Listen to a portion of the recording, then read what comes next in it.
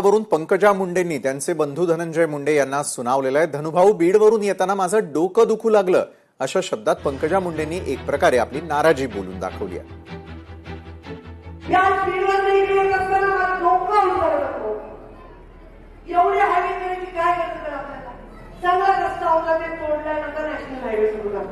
दोन लेनचा बंद चालू होता, 6 लेनचा रस्ता, 4 लेनचा रस्ता, इतकं खोदून ठेवलं होतं, कडकड करत इथपर्यंत आले।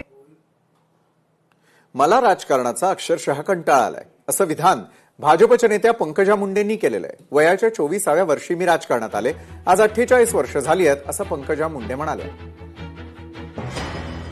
माझ्या पिलेला म्हणणं मला आलाय कंटाळा, वयाच्या 24व्या वर्षी पासून आता मी 47 पूर्ण झाले, 48 वर आलो, म्हणजे 24 वर्ष याच रस्त्यावर जवळपास 30 माणसं, ते सगळं कसं बदलायचं मला तर कंटाळा आलाय। रिटायर व्हावं असं मी म्हणते। लोकशाही मराठी ऐका, पहा, जागरूक रहा।